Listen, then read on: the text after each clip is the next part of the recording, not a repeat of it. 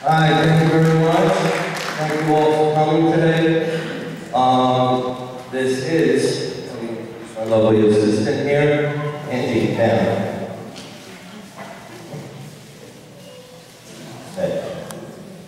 my lovely assistant is Angie. Angie is a 6-year-old Australian Shepherd. I've been asked today to talk to you guys about how you train a dog for therapy.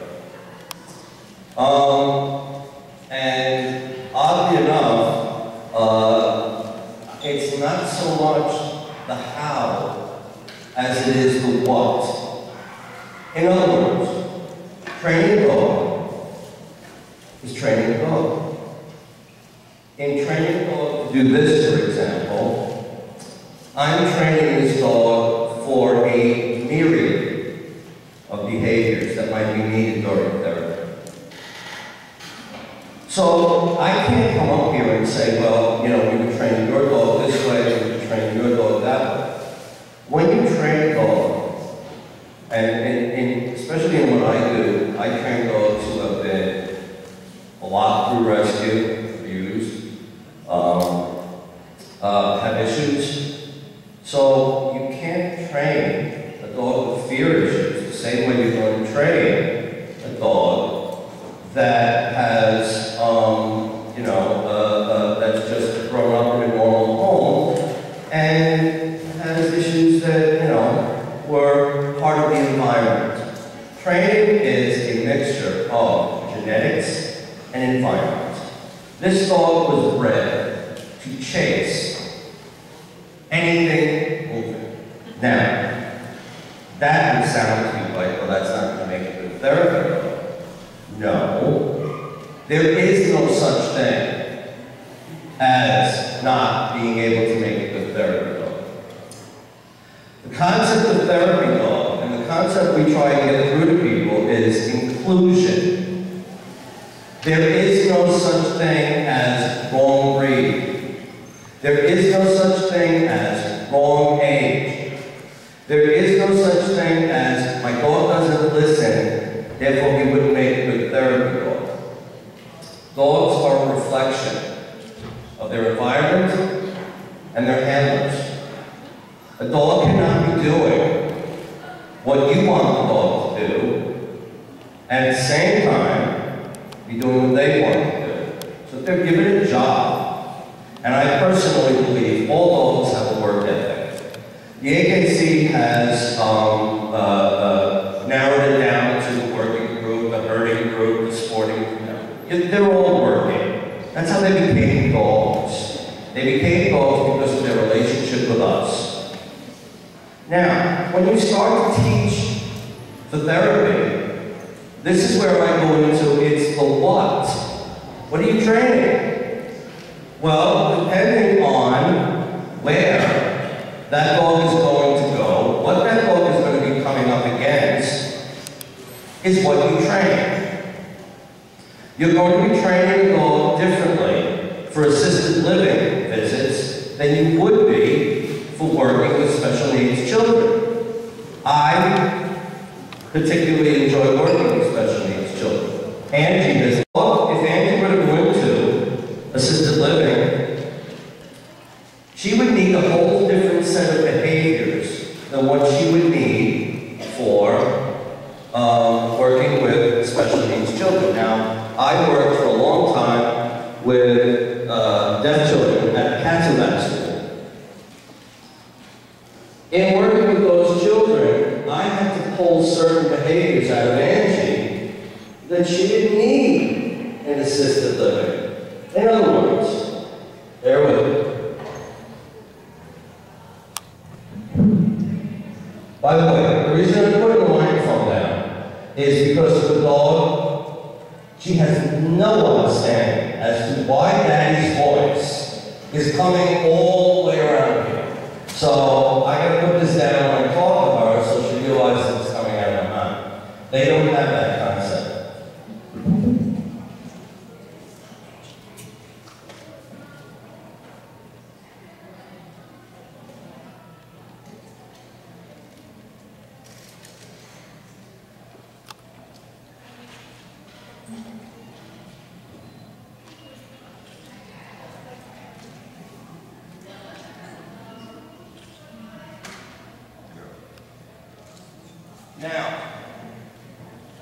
I'm loud. I'm from Brooklyn. I'm loud enough, I guess. I don't even need a microphone. What you just saw was inspirational to those kids. You had to see the looks on their faces when they saw me giving sign language to a dog, which was a different species from them, and they couldn't hear. So it was like, oh my God, there's another species that talks like we do. Those behaviors weren't necessary for assisted living where everybody could hear. Different behaviors were needed. So that's why I say when we train our therapy dogs, we train them to cover pretty much any situation they may deal with, above and beyond the testing that was certified. At the end of the course, they are tested. Now, this test, we take them way past that. For example, there's no fire alarms on the test, but you may be in the facility and fire alarms go. Well, your dog has to get used to that. The dog can't freak out. So the dog's got to get used to that. We pop balloons. Because some people bring balloon bouquets to people in hospitals. We prepare dogs for different sorts of things. Sweetheart, would you help me? Yeah. Can you help me?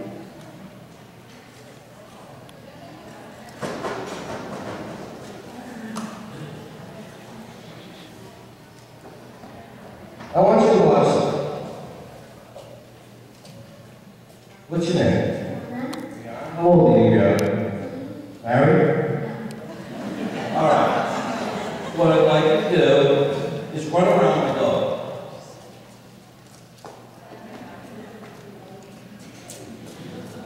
Thank you, sweetheart. That was very good. Hand for Brianna. Now,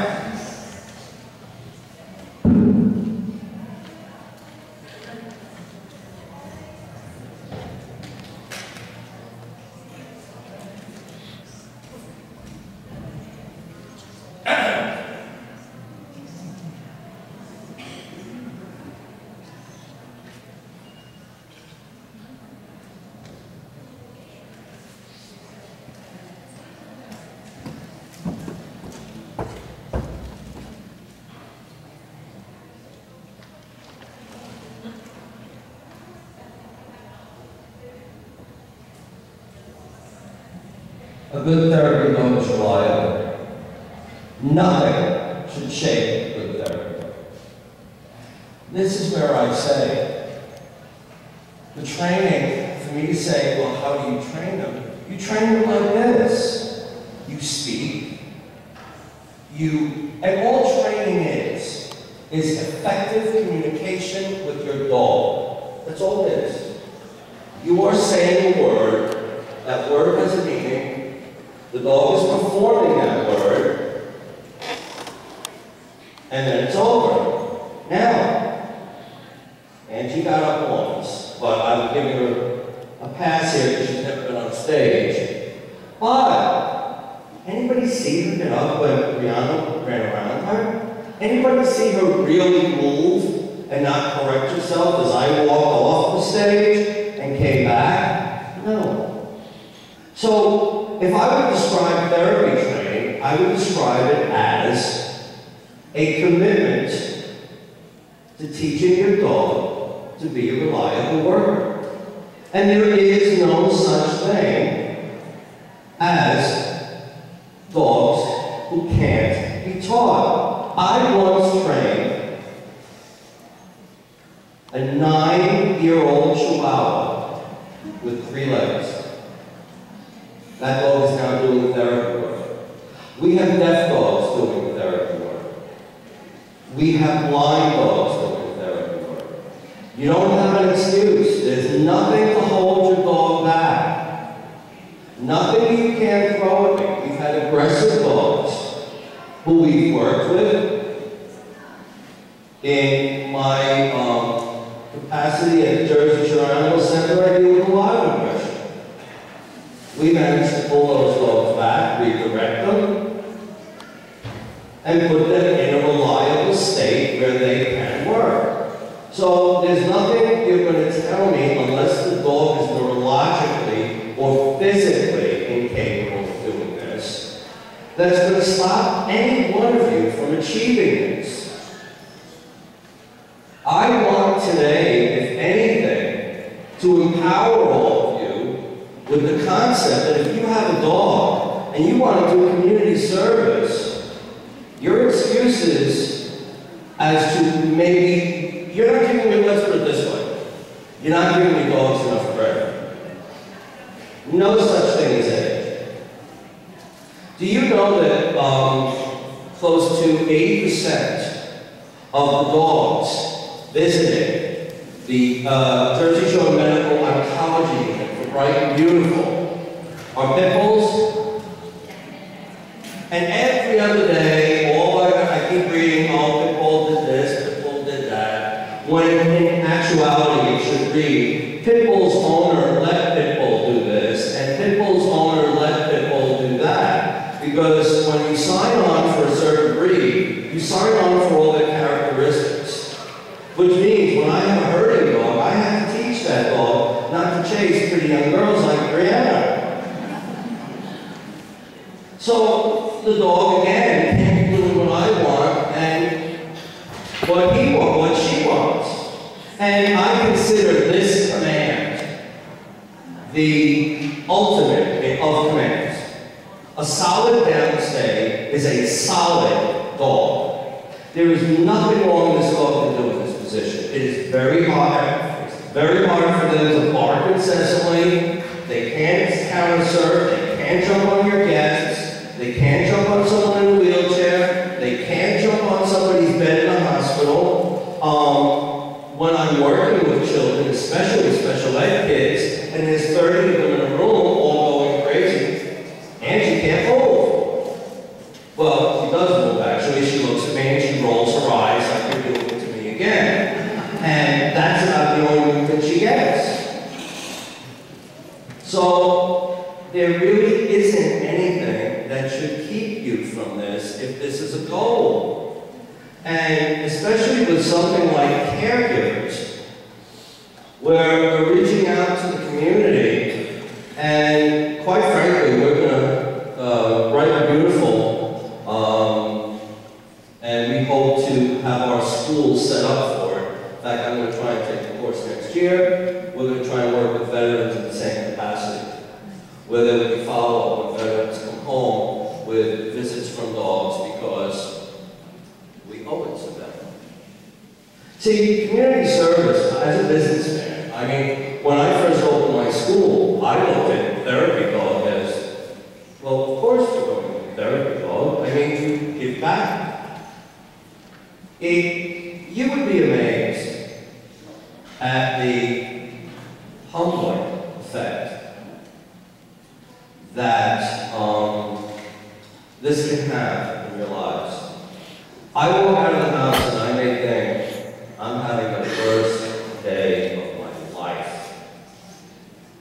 And then I go and I work with special needs kids and I watch them with my dog. I watch their reaction. I marvel when the teacher says to me, do you realize I've been trying to make that kid's attention all day? And as soon as the dog walked in the room, focus. In the Cats and Mouse School for the Deaf, we increased reading and writing by 50%. Because as soon as it was told to the children, well, you don't even have to read to the dogs this week, all of a sudden those books started coming out. So therapy dogs, and again, this goes back to why I'm telling you what, so you understand how. Therapy dogs should be a source of inspiration, a source of focus, a source of comfort. But they should always leave the patient better than when they came in. The days of, I get a lot of people that call me and go, you know, my dog is the friendliest dog in the world, and he would make a wonderful therapy dog. And I say, well, that's wonderful, great. How much training does the dog have? Oh, he hasn't had any. I said, okay, well, you have to understand that if we're bringing your dog into a facility, your dog must be under control. Okay? So, they've changed in definition from happy dogs with bandanas to what I believe to be skilled workers. Okay? Nothing's thrown around. Has anybody, I mean, really, if you think about it, how many of you with your dogs could put them like this? I'm very proud of her. Because I didn't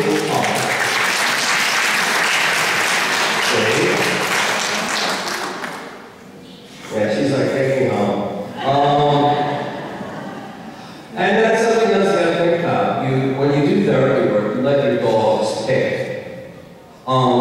I have several dogs who I use specifically with children, and she's one of them, because of her affinity for getting their attention, a little more active. When you're going into my father, unfortunately, is in an Alzheimer's ward, when I bring a dog in there, it's way low-key. One of my other dogs, one of my older dogs. So you let the dog kind of pick the therapy. But as you see by what she's doing, this is the basis of training a therapy dog. Simple response to command. Now, not only simple response to command, but the reliability of response. What that means is, Angie, for example, has a 90%, actually I go a little further, 95% responsibility, reliability rate rather, in responding to a command. There are very few times when she ignores me. And even then, I don't allow her to ignore me. So, kind of your motto in training. Well, and I separate training from therapy because I honestly believe that therapy is no different training than, look, asking this dog to jump through a hoop is no different than training a dog to go and sit quietly next to someone in a wheelchair. You're still asking for a behavior. You're still asking for response to language. And you're still looking for reliability. So, okay. I was looking, okay. So, I just got the whole,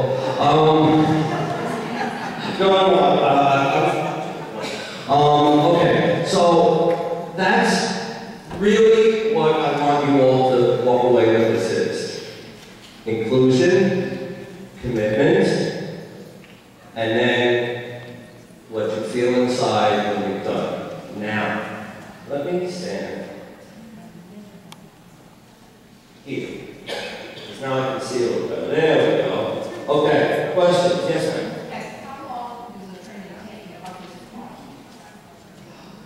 The lady asked how long, oh, right, you need this. Okay.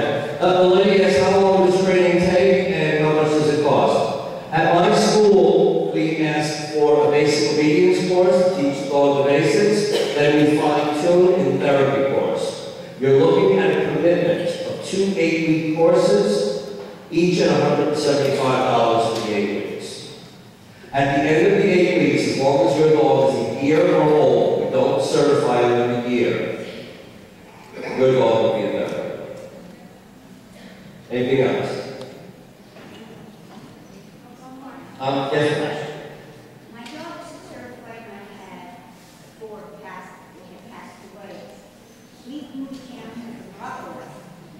She's never been exposed to skunks, groundhog, feral cats.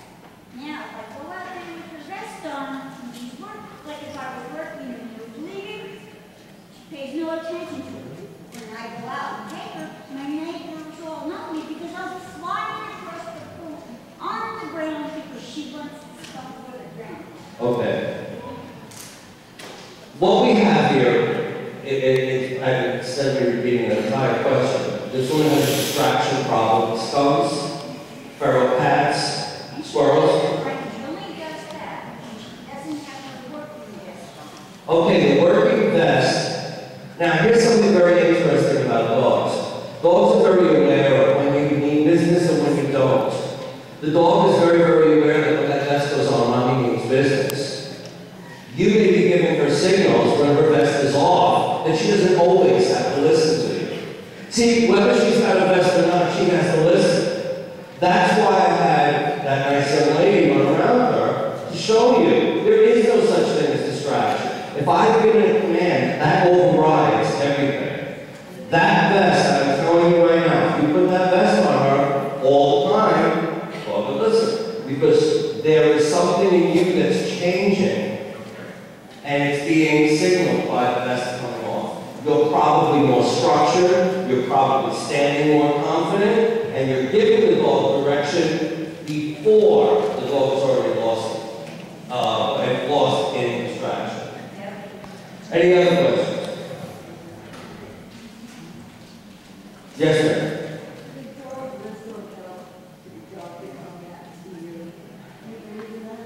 Can a dog? Oh, whistle. Any kind of a, actually, we have deaf dogs, and to get them to come back, remember the old-fashioned beavers people used to wear that used to go off, and they had to call a certain number before they got all these strange phones? Yes, any cue can be turned into a command. So if it's a whistle, if it's you calling, if it's ringing a bell, or if it's something coming on and if they can't hear, yes, they will do that.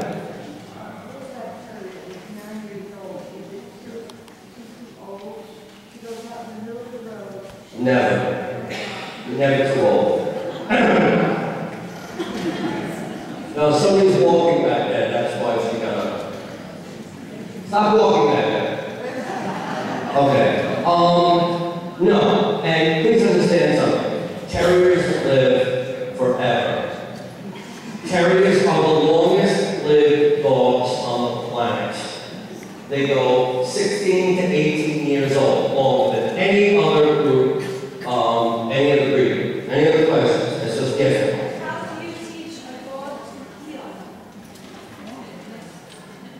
Quiet. How do you teach a dog to get well? That really depends on the dog. Because, again, I would need to know you, I would need to know your dog, and then you train accordingly. Because I wouldn't train, if you had a Rottweiler, I'm not going to train that Rottweiler the same way I would train, a Maltese. So it's what you are training. See, people ask, how do I get a dog to heel? The question really is, how do I get my dog to listen? Because there is no such thing. You have kids who all know this. They don't just listen to one rule, they either listen to you or they don't. And you don't accept them not listening to one rule and listening to everything. Oh, it's okay, you do everything else. No, it's everything. So you get a dog to heel by teaching the dog to do everything else, and then that's going to fall right into place. Anything else? All right. Thank you all very, very much. We'll be outside. If you have any questions, I'll be out there.